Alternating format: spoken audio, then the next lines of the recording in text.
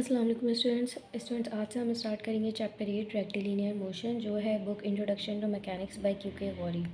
और BSc part 2 का paper 3 के सेक्शन सी से इस चैप्टर से क्वेश्चन आते हैं जो बहुत इंपॉर्टेंट है और वो क्वेश्चन बार बार रिपीट होते हैं, तो एग्ज़ाम पॉइंट ऑफ व्यू से ये चैप्टर बहुत इंपॉर्टेंट है।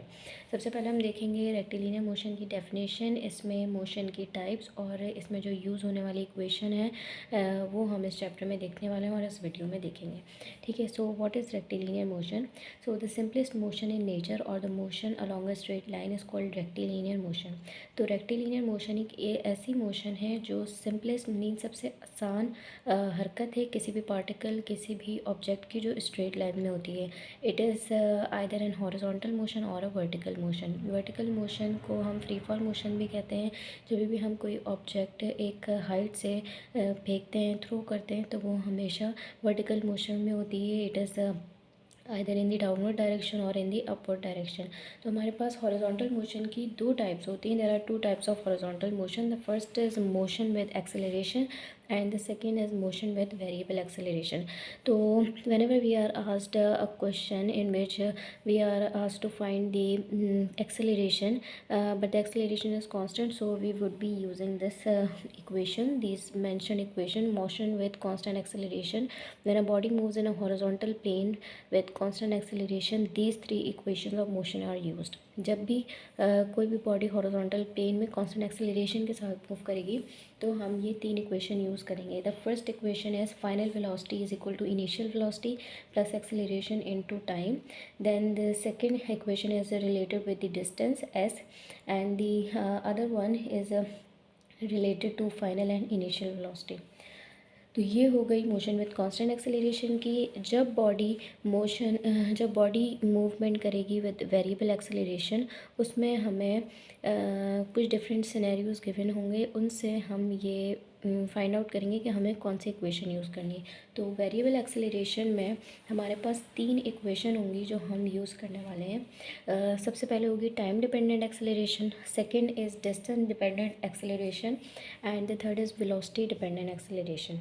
ठीक है, तो ये डिपेंड करता है, जब भी बॉडी वेरिएबल एक्सेलरेशन में मूव करती है तो वो इन तीन फैक्टर पे डिपेंड करती है। इट इज़ टाइम, वेलोसिटी और distance. So it depends on the question कि हमें कौन सी इक्वेशन यूज़ करनी है। ओके, सो वर्टिकल मोशन और motion with gravity, free fall motion में हम यूज़ करने वाले हैं थ्री इक्वेशन ऑफ मोशन। इसमें सबसे पहली है with final velocity, second is again related with the distance and the third is related with the final and initial velocity. So constant acceleration और फ्री फॉल मोशन और vertical motion में हम same equations use करेंगे। इस chapter 8 की exercise set 8 है जिसका question number 2 आज हम सॉल्व करेंगे। तो सबसे पहले हमें ये पता होना चाहिए कि इस ये जो बुक है ये एफपीएस सिस्टम पे बेस करती है, इसलिए इसमें जो यूनिट्स यूज़ होंगी वो डिस्टेंस की होगी फीट, फोर्स की पाउंड, टाइम की second. 1 mile would be equal to 5280 feet, 1 hour is equal to 3600 second and the value of G is 32 feet per second square. Now let's look at the question number 2. So it says a particle moving in a straight line starts from rest and is accelerated uniformly to attain a velocity of 60 miles per hour in 4 seconds. Find the acceleration of motion and the distance traveled by the particle in last 3 seconds.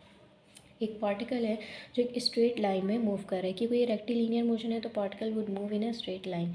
ये particle start कर रहा है rest से, means कि इस particle की initial velocity कोई नहीं है, ज़ीरो है। ये पार्टिकल रेस्ट से स्टार्ट हो रहा है and then it is accelerated uniformly, ये मूव कर रहा है ये कॉन्स्टेंट एक्सेलरेशन के साथ, accelerated uniformly to attain a velocity of 60 miles per hour. 60 miles per hour की वेलोसिटी इसने अटेन कर ली है 4 सेकेंड में। हमें फाइंड करना है acceleration of motion and distance travel.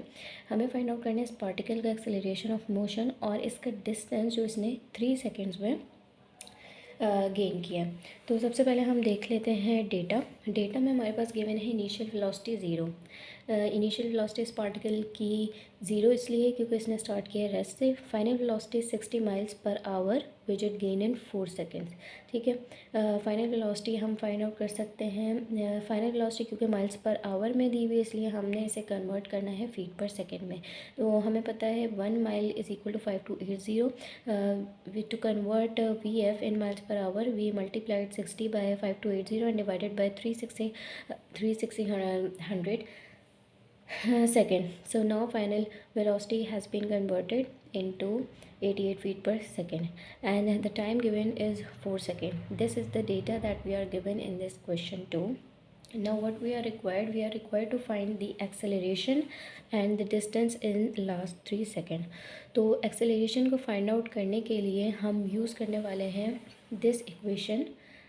This is the equation of motion. Final velocity is equals to initial velocity plus at. ये हम यूज़ करने वाले हैं. V in the place of Vf we have placed 88. In the place of Vi we have substituted 0 because the initial velocity was 0 plus, and then the acceleration we have to find the acceleration, so we would place a as it is, and the time was 4. So by solving this we get the value of acceleration 22 feet per second square. So we have found the value of acceleration. Now we would move to our second requirement, which was distance traveled in last 3 seconds. हमसे पूछा जा रहा है distance travel, जो इस particle ने distance travel किया है लास्ट 3 सेकेंड में हमसे पूछा जा रहा है वो, लेकिन हमें गिवन है टाइम 4 सेकेंड का। मीन्स के जो वेलोसिटी इस पार्टिकल ने अटेन की है वो की है 4 सेकेंड में 60 माइल्स पर आवर, जैसे हमने कन्वर्ट किया है 88 फीट पर सेकेंड में। तो in 4 second in the last 3 seconds to find out the distance travel by the particle in the last 3 seconds, सबसे पहले हमें फाइंड आउट करना पड़ेगा इसका S1 मीन्स कि डिस्टेंस 1 जो कि 1 सेकेंड पे होगा, and then we would find out the distance 2 जो कि होगा 4 सेकेंड पे, and then we would differentiated means कि हम इसका डिफरेंस निकालेंगे और इस तरह से हमें पता चल जाएगा कि distance travel by the particle in last 3 second क्या है. Okay, so distance travel in last 3 seconds for S1. First we would find the S1, which is the distance traveling by the particle in first second. Vi we know that the initial velocity is 0. Time is 1 second because it is S1, the distance traveled by the particle in first second. Again we would use equation of motion which is related to the distance S1, and by substituting all the values we get the value of S1, that the distance traveled in the first second would be 11 feet. Now we would find out the distance traveled in the 4th second.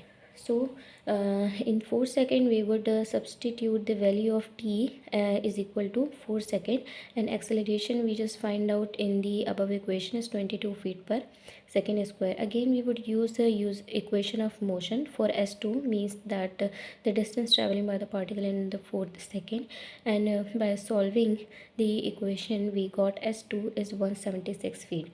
Now what we have to do to find out the distance traveled by the particle in the last 3 seconds, we would simply subtract this S2 from the S1. So 176 minus 11 would be 165 feet. So the distance that is traveled by the particle in the last 3 seconds is 165 feet, and that is our answer. I hope that the video helped you. Thank you and Allah Hafiz.